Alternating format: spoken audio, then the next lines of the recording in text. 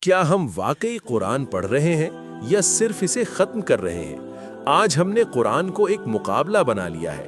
کتنے پارے پڑھے، کتنی جلدی ختم کیا، کتنی بار مکمل کیا، لیکن کبھی ہم نے خود سے یہ سوال کیا، کیا قرآن نے ہمیں بدلا بھی ہے؟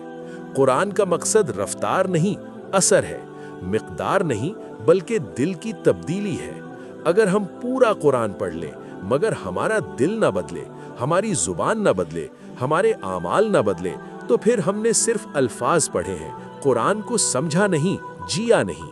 لیکن اگر ہم تھوڑا سا بھی پڑھیں اور وہ ہمارے دل میں اتر جائے، ہماری آنکھوں کو نم کر دے، ہماری سوچ بدل دے، ہماری زندگی کا رخ بدل دے، تو یہی اصل کامیابی ہے۔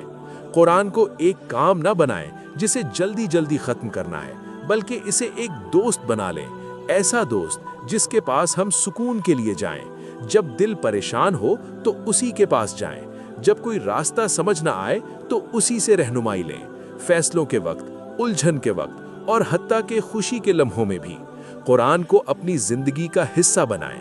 ہم صرف آیات کو دہراتے نہ رہیں بلکہ انہیں محسوس کریں، ہر آیت پر رکیں، سوچیں یہ بات میری زندگی سے کیسے جڑی ہے، یہ پیغام مجھے کیا سکھا رہا ہے، میں آج اس سے کیا بدل سکتا ہوں۔ یاد رکھیں، قرآن ختم کرنے کی کتاب نہیں، بدلنے کی کتاب ہے۔ آج سے گنتی چھوڑ دیں، کیفیت کو اپنائیں، رفتار چھوڑ دیں، اثر کو تلاش کریں، اور قرآن کو صرف پڑھیں نہیں، اپنی زندگی میں اتاریں۔ شاید ایک آیت ہی کافی ہو، اگر وہ دل میں اتر جائے۔ آمین۔